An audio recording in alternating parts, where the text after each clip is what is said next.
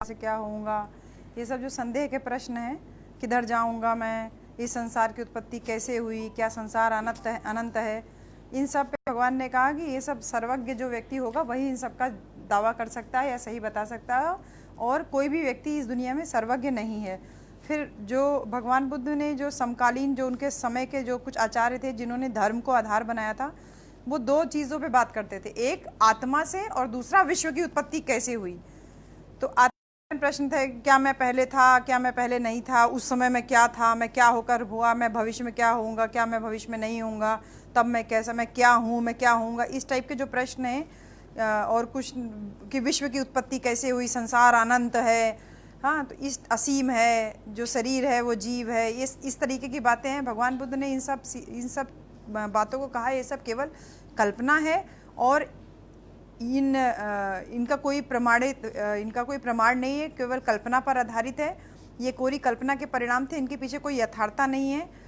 इन निराधार कल्पनाओं पर आधारित सिद्धांत का एक आदमी से दूसरे आदमी में संबंध क्या मतलब था, मतलब ये बात कर रहे हैं संसार की, जबकि आदमी का जो धर्म का मेन फोकस होता है वो होता है कि आप आदमी से आदमी के बीच का किस प्रकार से संबंध होए।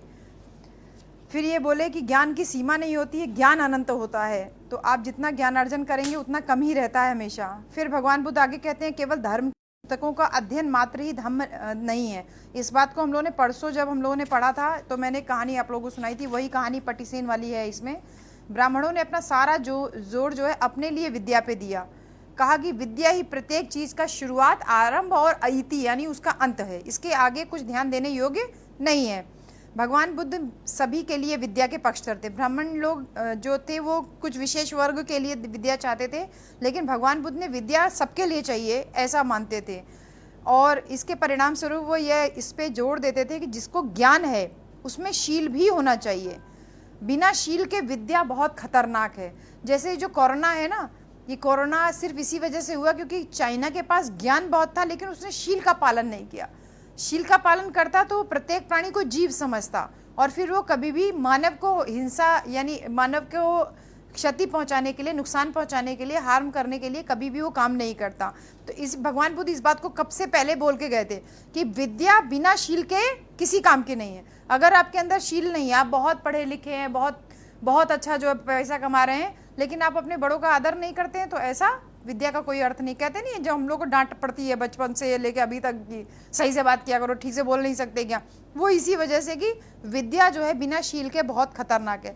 भिक्षु पटिसेन को भगवान बुद्ध ने जो कहा था वो विद्या की अपेक्षा शील का महत्व था। पुराने समय में भगवान बुद्ध श्रावस्ती में विहार कर रहे थे, और पटिसेन नाम का एक वृद्ध भिक्षु था जो बहुत मंदबुद्धि था, जो एक गाथा भी याद नहीं कर पाता था। अतः बुद्ध ने 500 अरहतों को प्रतिदिन उसको शिक्षा देने का आदेश दिया, लेकिन 3 वर्ष में वो केवल एक गाथा ही याद कर पाया। तब जनपद के चारों प्रकार के लोग, भिक्षु भिक्षुणियां, उपासक उपासिकाएं, सब उसकी हंसी उड़ाने लगे। फिर भगवान बुद्ध को उस पर दया आई। फिर पटिसेन को अपने पास बुलाए और उनसे ये गाथा दोहराई कि जो वाणी में संयत है, यानी जो अपनी वाणी पे कंट्रोल रखता है, जो अपने विचारों से संयत है, जो अपने विचारों पे कंट्रोल रखता है, जो अपनी काया से यानी अपने शरीर से किसी को कष्ट नहीं पहुंचाता है, जो इस प्रकार का आचरण करता है, वो निर्माण प्राप्त करेगा। तो ये बात भिक्षु पटिसेन के दिमाग में बैठ गई। यानी काया, मन, वचन और कर्म, 3 प्रकार की पवित्रता भगवान बुद्ध ने बताई, और यही कहा जो वाणी से संयत है, जो विचार से संयत है और जो काया से संयत है, वो निर्वाण को प्राप्त करेगा। भगवान बुद्ध की करुणा से प्रभावित होने पर पटिसेन ने अपने आप को हृदय मुक्त अनुभव किया, और उसने उस गाथा को एक बार दोहराया। तब भगवान बुद्ध ने उससे कहा, हे वृद्ध, अब तुम केवल एक गाथा दोहरा सकते हो, और लोग भी इसको जानते हैं, लोग अब भी तुम्हारा मजाक उड़ाएंगे, इसलिए मैं तुमको इस गाथा का अर्थ समझाता हूँ, इसको ध्यान पूर्वक सुनो। तब भगवान बुद्ध ने शरीर के 3 अकुशल कर्म वाणी और 4 अकुशल कर्म मन, अकुशल कर्म और 10 अकुशल कर्म समझाए। भगवान बुद्ध ने समझाया कि 10 अकुशल कर्मों का विनाश करके आदमी निर्वाण को प्राप्त कर सकता है। भिक्षु पटिसेन को सत्य का ज्ञान हुआ और उन्होंने अरहत प्राप्त कर लिया। उस समय विहार में 500 भिक्षुणियां रह रही थी, और उनमें से एक को भगवान बुद्ध ने इस प्रार्थना के पास भेजा कि वे भिक्षु को उन्हें धम्म उपदेश देने के लिए भेजें। भिक्षुणियों ने कहा भगवान बुद्ध से कि आप हमको किसी भिक्षु को भेजिए हम लोग को धर्मोपदेश करने के लिए। भगवान ने भिक्षुणियों का अलग भिक्षु संघ बना रखा था, जैसे भिक्षुणियां अलग रहेंगी और भिक्षु लोग अलग रहेंगे, और भिक्षुणियों को उपदेश देने के लिए भिक्षु लोग समय समय पर जाते रहेंगे। तो भिक्षुणियों ने कहा कि किसी को भेजें, तो भगवान बुद्ध ने पटिसेन को कहा जिसको एक गाथा याद थी। तो सारी भिक्षुणियां उसकी हंसी उड़ाने लगी, सब हंसने लगी, कहें कि कल जब वो आएगा तो वो उसको तो एक ही गाथा याद है, उसकी गाथा को हम लोग उल्टा कहा जाएगा। जैसे वृद्ध पटिसेन आए तो सब छोटी बड़ी भिक्षुणियां अभिवादन करके सब एक दूसरे को देख के मुस्कुराने लगी कि आज इनका मजाक उड़ाएंगे। और जब बैठ के खाना वाना खिलाया और जैसे प्रवचन के लिए उन्होंने शुरू किया और कहा कि बहनों मेरी बुद्धि कम है, मेरा ज्ञान बहुत कम है, लेकिन मैं एक गाथा जानता हूँ वही दोहराऊंगा, उसका अर्थ समझाऊंगा, तुम ध्यान से उस अर्थ को धारण करना। तो भिक्षुणियां तुरंत उल्टे क्रम में उस गाथा को दोहराने लगी। जैसे दोहराने के लिए मुंह खोला, सबका मुंह खुला का खुला रह गया, वो बोल ही नहीं पाई क्योंकि वो अरहत हो चुके थे ना, क्योंकि उन्होंने शील को समझ लिया था। जैसे प्रयास किया उनका मुंह खुल नहीं सका, वो लज्जा से भर गई और उन्होंने मारे शर्म के अपने सर नीचे झुका लिए। तब भगवान बुद्ध से प्राप्त शिक्षण के अनुसार पटिसेन ने उस गाथा को दोहराया और उसकी व्याख्या की और उन सबको बहुत प्रसन्नता हुई और वो सारी भिक्षुणियां फिर अरहत हुई। फिर अगले दिन राजा प्रसेनजित ने भिक्षु संघ को अपने यहाँ आमंत्रित किया। पटिसेन को भी जो है उनकी स्थिति पहचान के भगवान बुद्ध ने उनको कहा कि तुम मेरा भिक्षा पात्र लेके मेरे पीछे पीछे चलो। जब राजमहल के द्वार पे पहुंचे तो आपको पता है ना कि वो अंदर जाने नहीं दिया द्वारपाल ने कि ये तो एक बुढ़ा है, ये इसको एक ही गाथा याद है। तो जो भिक्षु केवल एक गाथा याद जानता है हम उसका आतिथ्य नहीं कर सकते, तुम्हारे जैसे सामान्य लोगों के लिए अंदर स्थान नहीं है। द्वारपाल ने उनको पहले ही रोक दिया, अपने से श्रेष्ठ लोगों को आने दीजिए। तो उसको किनारे कर दिया, बाकी जो भिक्षु थे वो सब भगवान बुद्ध के साथ साथ चल दिए। पटिसेन बाहर ही बैठ गए। बुद्ध आसन पे विराजमान हुए, हाथ धोए, लेकिन ये क्या, भिक्षा पात्र लिए हुए पटिसेन का हाथ इस कमरे में चला आया था। तब राजा, मंत्री, अन्य उपस्थित लोग यह दृश्य देखकर चकित रह गए और बोले, अरे ये कौन है? ये भिक्षु पटिसेन है, ये अभी अभी अरहत हुए हैं। मैंने इसको अपना भिक्षा पात्र लेकर आने के लिए कहा था, लेकिन द्वारपाल ने अंदर आने नहीं दिया। तब पटिसेन को भी प्रवेश मिला और वो आगे संघ में शामिल हुआ। राजा प्रसेनजित बुद्ध की ओर देखते हुए बोले, मुझे पता चला है कि ये बहुत कम योग्यता है इसको, ये केवल एक ही गाथा याद है इसको, लेकिन उसको बोधि कैसे प्राप्त हो गई? तो तथागत ने कहा, ज्ञान अधिक ना भी हो लेकिन शील मुख्य वस्तु है। ऐसे आजमगढ़ में हमारे पास बहुत सारे ऐसे लोग हैं जो बहुत कम पढ़े लिखे हैं लेकिन इतने गजब के शीलवान, पूरे परिवार को इतना ज़्यादा शील आचरण से, मतलब खाने के लिए रोटी नहीं है कि शाम को खाने का इंतजाम नहीं है, लेकिन पूरा परिवार इतना धार्मिक कि बिल्कुल इतना सदाचरण कि नमक रोटी खा लेंगे, जो भी उनके घर में बनता, दाल रोटी अगर हम लोग जाएंगे तो वही खाएंगे, उनको कहीं संकोच नहीं है, कुछ भी नहीं है, लेकिन इतने अच्छे से, इतना बढ़िया से व्यवहार और सबका उठना बैठना आचरण। तो ज्ञान भले ना हो लेकिन शील जो है वो बहुत ज़्यादा जो है मुख्य वस्तु है। इस पटिसेन ने इस गाथा के मर्म को अच्छी तरीके से याद कर लिया, इसका शरीर, वाणी और विचार सब शांत हो गए। इसलिए किसी आदमी के पास ज्ञान अधिक हो लेकिन उसका आचरण उसके अनुसार नहीं है तो सारा ज्ञान उसको विनाश होने से रोक नहीं सकता। ऐसे ज्ञान का क्या लाभ? चाहे आदमी 1000 गाथाओं को वाचन करे लेकिन उसका अर्थ नहीं समझता तो ऐसी गाथाओं को समझना कोई फायदा नहीं। जिसको एक गाथा सुने लेकिन उसका चित्त जो है संयत हो जाए, कंट्रोल में हो जाए, तो वो मोक्ष को प्राप्त कर सकता है। एक आदमी अनेक ग्रंथ वाचन कर सकता है लेकिन अगर उसको समझ नहीं सकता तो उसको पढ़ने से कोई लाभ नहीं। इस शब्दों को सुन करके उपस्थित 200 भिक्षु, राजा और उनके मंत्रीगण सब बहुत प्रसन्न हो चुके। फिर भगवान बुद्ध ने कहा कि धर्म ग्रंथ जितने भी हैं, जैसे वेदों को कहा जाता है कि वे जो ब्राह्मणी ग्रंथ हैं, जो ब्राह्मण लोगों ने घोषणा की थी कि वेद पवित्र ही नहीं है, स्वतः प्रमाणित भी है, वेद के ऊपर कोई उंगली नहीं उठा सकता, लेकिन भगवान बुद्ध ने ये कहा, मतलब कई सारी बातें कहते हैं कि हमारे गांव में कुछ ब्राह्मण आते हैं, वे अपने मत को ऊंचा बताते हैं और बाकी मतों को कहते हैं कि ये बेकार है। तो भगवान बुद्ध ने कहा, हे श्रमण, भगवान बुद्ध ने कहा, हे कलामो, कुछ लोगों को संबोधित करते हुए बोला, हे कलामो, तुम्हारा जो ये डाउट है ये बिल्कुल सही है। वो कहते हैं लेकिन किसी बात को केवल इसलिए मत मानो कि वह तुम्हारे सुनने में आई है। जैसे हम किसी की बुराई सुनते हैं तो हम तुरंत उस पर विश्वास कर लेते हैं लेकिन हम उसकी डेप्थ में नहीं जाने की कोशिश करते। कई बार अगर चले जाइए, जैसे आज बहुत छोटा सा वाकया हुआ था कि मतलब अब इस पे है तो हम डायरेक्टली नहीं बोल सकते, लेकिन बहुत छोटा सा वाकया घर में हुआ था कि उसका जब उसको एहसास हुआ कि वो सच्चाई है तो उसने कहा, अरे देखो मेरे से ये गलती हो गई। तो किसी बात को केवल इसलिए मत मानो कि वो तुम्हारे सुनने में आई है, किसी बात को केवल इसलिए मत मानो कि वह परंपरा से प्राप्त हुई है। वही जो एही पस्सी को हम लोग बोलते हैं, एही पस्सी को ओपे नाई को, वही करें। इस बात को मत मानिए। परंपरा से कहते हैं ये परंपरा चली आई हमारे घर की तो हमें ऐसा करना चाहिए, इसलिए मत मानिए। किसी बात को इसलिए मत मानो कि बहुत सारे लोग उसका समर्थन करते हैं। किसी बात को केवल इसलिए मत मानो कि वह धर्म ग्रंथों में लिखा है कि ऐसा लिखा है, ऐसा करना है। किसी बात को केवल इसलिए मत मानो कि वह तर्क के अनुसार, यह तर्क यानी शास्त्रों के अनुसार है। किसी बात को इसलिए मत मानो कि वह सही दिख रही है। किसी बात को केवल इसलिए मत मानो कि वे स्वीकृत विश्वास यानी कि लोग पालन कर रहे हैं इसलिए। किसी बात को केवल इसलिए भी मत मानो कि ऊपरी तौर पे वो सही प्रतीत होती है। किसी बात को केवल इसलिए मत मानो कि वह किसी बड़े व्यक्ति ने कही है। तो फिर हमको क्या करना चाहिए? भगवान बोले कलामों, कसौटी यही है कि अपने आप से प्रश्न करो कि क्या इस बात को स्वीकार करना मेरे लिए हितकर है।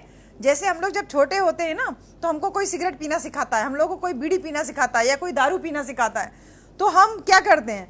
हमें पहली बार तो हमें लगता है कि टेस्ट करना चाहिए। जैसे बहुत जो है छोटे रहते हैं तो हम लोग ये कोशिश करते हैं कि हमें सिगरेट पी के देखना चाहिए कैसा लगता है, और फिर एक बार अगर आपके मुंह लग जाता है तो फिर आपसे वो आदत छूटती नहीं है। लेकिन अगर आप शीलवान हैं तो आपके दिमाग में हमेशा ये रहेगा, नहीं मेरे मम्मी पापा ने मुझे पढ़ने के लिए भेजा है, मुझे दारू सिगरेट पीने के लिए नहीं भेजा है। तो आप उसको पहले ही स्टेप पे उसको आप नेग्लेक्ट कर दोगे, इग्नोर कर दोगे। तो वो यही कह रहे हैं, कसौटी यही है, अपने आप से प्रश्न करो कि तुम यहाँ पर अय्याशी करने आए हो या तुम यहाँ पर पढ़ने के लिए भेजे गए हो। प्रश्न करो, क्या इस बात को स्वीकार करना हितकर है? क्या अमुक बात निंदनीय है? क्या ये बात जो मैं करने जा रहा हूँ ये निंदनीय, अनिंदनीय है? क्या इस बात को विद्वान लोगों के द्वारा प्रोहिबिटेड है, निषिद्ध है? क्या उस बात को करने से कष्ट और दुख तो नहीं होता है? कलामों, इतना ही नहीं, तुमको आगे देखना चाहिए कि यह मत विशेष तृष्णा, घृणा, हिंसा की भावना की वृद्धि में सहायक तो नहीं है। जैसे जब आप नशा करने लगते हैं तो ज्यादातर लोग गाली देना शुरू करते हैं, मार पिटाई करना शुरू करते हैं, किसी को भी मार सकते हैं, जान से मार सकते हैं। तो ये कहते हैं कि क्या जो काम करने जा रहे हो क्या उससे आप हिंसा तो नहीं बढ़ा रहे हो? कलामों, इतना ही पर्याप्त नहीं है, तुमको यह भी देखना चाहिए कि किसी मत विशेष से किसी को उसकी अपनी इंद्रियों का गुलाम तो नहीं बनाता, उसे प्राणी हिंसा करने से प्रवृत्त तो नहीं करता, उसे चोरी करने की प्रेरणा तो नहीं देता। जैसे जब आप जिसको नशा करने की आदत लग जाती है वो पेरेंट्स से झूठ बोलने लगता है या अपने घर वालों से झूठ बोलने लगता है, क्योंकि उसको पैसा चाहिए उस काम के लिए। और जब उसको पैसा चाहिए तो फिर वो कभी भी किसी भी तरीके से वो फाउल मीन से जो है अडॉप्ट करेगा, झूठ बोल करके पैसा मांगेगा। जैसे हम लोग जब पढ़ते थे तो ये सब चीज़ें बहुत आम तौर पे देखते थे कि घर से, जैसे अभी भी हम लोग स्टूडेंट्स, हम लोग तो बच्चों के बीच में ही रहते हैं, बच्चे लोग मतलब झूठ बोल बोल के पेरेंट्स से पैसा मंगाते हैं कि किताब खरीदनी है, ये करना है, वो खरीदना। बेचारे कितने गरीब पेरेंट्स हैं, वो लोग पैसे का इंतजाम करके भेजते हैं और पता चला यहाँ बच्चे जो है जैसे सब लोगों को देख रहे हैं तो उनके हिसाब से अपना स्टेटस मेंटेन करने की कोशिश करते हैं, और फिर उनको लगता है कहीं हम पिछड़ तो नहीं जाएंगे अगर हम ऐसा नहीं करेंगे। तो भगवान बुद्ध यही कहते हैं कि कहीं वो चीज़ तुम्हें चोरी करने की प्रेरणा तो नहीं दे रहा है, उससे तुम कोई मिथ्याचार, कोई व्यभिचार करने की कोशिश तो नहीं कर रहे हो, झूठ तो नहीं बोल रहे हो उससे, कहीं उससे तुम दूसरों को भी वैसा करने, जैसे तुमको गलत लत लग गई तो तुम ऐसा तो नहीं उस गलत लत से तुम दूसरे को भी प्रभावित कर रहे हो कि तुम भी करो, तुम भी सिगरेट पियो, तुम भी दारू पियो, तुम भी गाली दो, तुम भी लोगों को मारो, चलो हम लोग पार्टी करते हैं। ये क्या आप दूसरे को तो नहीं कर रहे हो? हे कलामों, अंत में तुमको पूछना चाहिए कि यह दुख के लिए है, अहित के लिए तो नहीं है। एक बार अपने आप से पूछिए कि किसी दिन आपके पेरेंट्स को इसके बारे में पता चलेगा तो क्या उनको कष्ट तो नहीं होगा, क्या उसको दुख तो नहीं होगा? हे कलामों, अब तुम क्या सोचते हो? तब उन्होंने कहा आपकी बातें बिल्कुल सही है। तो भगवान बुद्ध ने कहा किसी बात को इसलिए मत मानो कि तुम्हारे सुनने में आई है, परंपरा से प्राप्त हुई है, वो तर्क पे आधारित है, इसलिए मत मानो कि वह देखने में सही लगती है, बल्कि तुम स्वयं से अनुभव करके ये बात सोचो कि ये बातें अहितकर हैं, ये निंदनीय हैं, विद्वान पुरुषों ने इनको करने से मना किया है, इस बात को करने से मेरे घर में लोगों को कष्ट हो सकता है, तब इस बात को मानो। यानी तर्क की कसौटी पे किसी चीज को परख लीजिए और उसके बाद आप उस बात को मानिए। तो ये बोला है भगवान बुद्ध ने, धर्म ग्रंथों का केवल अध्ययन, जैसे हम लोग भगवान बुद्ध और उनका धर्म का पढ़ रहे हैं तो इसका मतलब नहीं कि ये गलती से परे है। बाबा साहब ने इसको शुरू में ही लिख दिया है कि कोई भी चीज गलती से परे नहीं होती है, और इसीलिए सबसे परिवर्तनशील जो धर्म है वो भगवान बुद्ध का दिया हुआ धर्म है। उन्होंने कहा है समय के हिसाब से आप परिवर्तन कीजिए। इसीलिए भगवान बुद्ध ने कभी भी ये नहीं कहा कि तुम अहिंसा का उपदेश नहीं दिया। अहिंसा का उपदेश इसलिए दिया, इस तरीके से दिया है कि आप व्यर्थ में हिंसा मत कीजिए।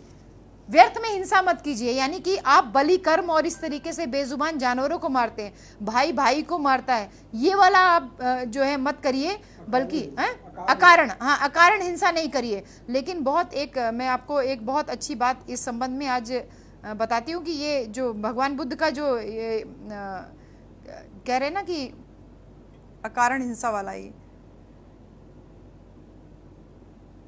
ये एक उस पे मैसेज, बहुत बेहतरीन मैसेज, मुझे लगता है कि आज मैंने फैमिली वाले ग्रुप पे डाला भी है इसको, आप लोग उसको पढ़िए या ना पढ़िए, लेकिन मैं जो है इसको आज का ही है, नहीं हाँ जी, आज सुबह ही मैंने उसको भेजा था। चलिए मिलेगा तो बताएंगे कि हिंसा के लिए भगवान बुद्ध ने ये नहीं कहा कि हिंसा मतलब अहिंसा का उपदेश देते समय ये नहीं कहा कि कोई तुमको आके मार के चला जाए और तुम चुपचाप हथियार से मतलब रोके रहिए। ये जो वर्तमान समय में जो दौर चल रहा है, हम लोगों पर जो इतनी एट्रोसिटीज हो रही हैं, अगर आप इकट्ठा हो करके लामबंद होकर के उसका विरोध नहीं करेंगे तो आप गाजर मूली की तरह काट दिए जाएंगे। तो भगवान बुद्ध आपको बहुत लिबर्टी देते हैं, लिबरल बहुत ज़्यादा है। फिर भगवान बुद्ध बताते हैं, अब एक पार्ट ये खत्म हो गया है, ये चौथा भाग था, ये खत्म हो गया है, आप लोग नया भाग कल से शुरू कर सकते हैं कि सधम्म क्या है। अभी तक तो भगवान बुद्ध ने कहा कि धम्म का हिस्सा क्या क्या नहीं है, अब भगवान बुद्ध बताएंगे आगे कि धम्म क्या क्या है, और धम्म के लिए वही सारी बातें कि काफ़ी बड़ा ये भाग है, और इसको आप लोग टुकड़ों में कर करके जो है, पूर्व कर्म के बारे में भी भगवान बुद्ध की बात एकदम स्पष्ट है, और अहिंसा के बारे में भी भगवान बुद्ध ने एकदम स्पष्ट बोला है कि क्या है, वो भी सब इसी का ही पार्ट है। तो एक छोटी सी गाथा करके इस बात को हम लोग खत्म करेंगे। जब भगवान बुद्ध श्रावस्ती में विहार कर रहे थे तो कौशल राज प्रसेनजित अपने रथ से उतर के बहुत श्रद्धा भाव से वहाँ आए जहाँ तथागत ठहरे हुए थे, और फिर जो है हाँ वहाँ पहुँचे और भगवान बुद्ध को उन्होंने प्रणाम किया और बैठ गए, और फिर वहीं पे उनको खबर मिली कि उनको बेटी हुई है, तो बेचारे बड़े शोक में डूब गए, प्रसेनजित बहुत शोक में डूब गए। तो भगवान बुद्ध ने पूछा कि क्या हुआ, कोई उनका जैसे एक मैसेंजर आया, उसने सूचना दी कि आपको बेटी हुई है, वो बेचारे तुरंत उनका चेहरा लटक गया। भगवान बुद्ध ने पूछा मैसेंजर ने ऐसा आखिर क्या कहा कि तुम्हारा चेहरा एकदम उतर गया? बोले कि मुझे पुत्री प्राप्त हुई है, मतलब पुत्री पैदा हुई है, तो फिर इसलिए मुंह जो है उनका एकदम लटक गया, इसलिए मैं बहुत ज़्यादा परेशान हूँ, मैं सोच रहा था कि मेरे को बेटा होगा। तो भगवान बुद्ध उनको उपदेश करते हैं और ये कहते हैं कि ये पुत्रियां जो हैं, जिस पुत्री के लिए तुम शोक कर रहे हो, ये पुत्रियां जो है आगे आने वाले समय में बहुत सारे वीरों को जन्म दे सकती हैं, जिसकी वजह से एक जैसे मैं जो हूँ, मतलब भगवान बुद्ध ने अपना उदाहरण भी दिया कि मैं भी किसी माता की यानी किसी पुत्री के ही पेट से पैदा हुआ हूँ। तो आप पुत्री को किसी से कम मत समझिए, वो आगे आने वाले बहुत सारे राजाओं को जन्म दे सकती हैं और बहुत ऐसे शूरवीरों को जन्म दे सकती है, इसलिए पुत्री का स्थान पुत्र से हमेशा बड़ा होता है। ये उस समय भगवान बुद्ध ने राजा प्रसेनजित को उपदेश किया, तो उससे वो बहुत ज़्यादा प्रसन्न हुए और फिर उनके मन से ये संशय पूरी तरीके से दूर हो गया। तो बहुत सारे लोग ये आरोप लगाते हैं भगवान बुद्ध के ऊपर कि भगवान बुद्ध औरतों के साथ भेदभाव किए, औरतों को भिक्षुणी संघ में शामिल नहीं किए, लेकिन ये बिल्कुल पूरी तरीके से गलत है, क्योंकि सबसे जो बड़ा उपदेश दिया था महाराजा प्रसेनजित को वो मतलब महिलाओं के ही प्रति ये उपदेश दिया था। और आप लोग इसके बाद वाला जो पार्ट है कि सधम्म क्या है, कि मन के मैल को कैसे दूर किया जाए, वो यही उपदेश दिया था कि जिस तरीके से एक बछड़ा अपनी माँ के साथ मिमियाता हुआ उस गाड़ी से बंधा हुआ चलता है जिसे वह गाय खींचती है, उसी प्रकार यह बुद्ध राजा से बंधा हुआ है। दोनों व्यापारी नगर से निकल के, हाँ ये कहानी थी, मैं कहानी पढ़ रही थी, हाँ जब महाराजा प्रसेनजित रथ के साथ उतर के वहाँ पहुँचे जहाँ भगवान बुद्ध ठहरे हुए थे, तथागत बुद्ध को आमंत्रित किया कि दूसरे दिन हमारे घर पे आएं और खाना वाना खाएं। भगवान बुद्ध ने उनका निमंत्रण स्वीकार कर लिया। फिर बहुत सारे चौराहों से होते हुए भगवान बुद्ध उनके घर पहुंचे। भोजन करने के बाद राजा की प्रार्थना पर भगवान बुद्ध ने 4 मार्गों के बीच में यानी एक चौराहे पर एक खुली सभा में भगवान बुद्ध से कहा आप उपदेश कीजिए। तो प्रवचन सुनने वाले बहुत सारे लोग थे, उस प्रवचन सुनने में 2 व्यापारी लोग भी थे। ये बहुत अच्छी, बहुत इंटरेस्टिंग है। उसमें से एक व्यापारी ने सोचा महाराज ने कितनी बुद्धिमानी की बात की है कि इस प्रकार सार्वजनिक धम्म उपदेश करवाया, ये उपदेश कितने व्यापक हैं, कितने गहरे हैं। दूसरे ने सोचा महाराज ने क्या मूर्खता की है, इस प्रकार इस आदमी से उपदेश दिलवाने के लिए इसको यहाँ से लेकर के आए। एक ही समय पर 2 लोग हैं कि एक सोच रहा अरे कितना बड़ी बात है, कितने चौराहे पे भगवान बुद्ध की बात कितने सारे लोग सुन सकते हैं। दूसरा कह रहा क्या फालतू का काम करने के लिए इस आदमी को यहाँ पर लेकर के आए।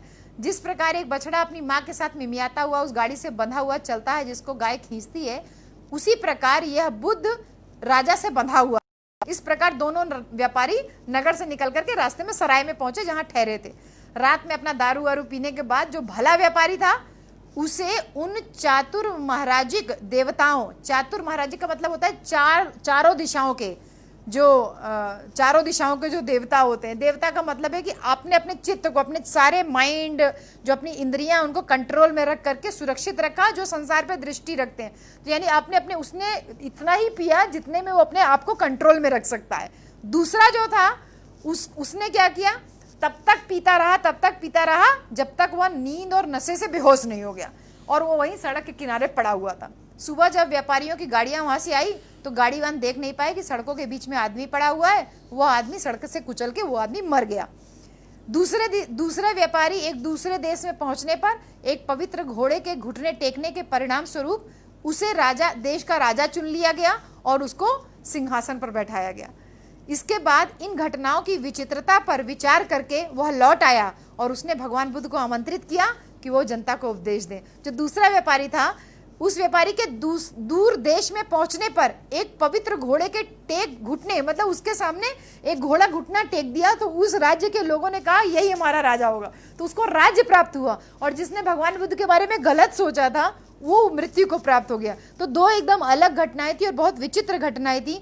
ये घटना वो व्यापारी खुद उसका प्रत्यक्ष उसको जो है उसको ज्ञान हुआ, तो उसने भगवान बुद्ध को आमंत्रित किया और उसने कहा कि रिक्वेस्ट किया कि आप हमारी जनता को भी उपदेश कीजिए। तब भगवान बुद्ध ने कहा, मन ही सबका मूल है, मन ही सबका मालिक है, मन ही कारण है। इसको बोलते हैं पाली में मनोसेठा मनोमय। हाँ, मन ही सबका मूल है, मन ही सबका मालिक है, मन ही कारण है।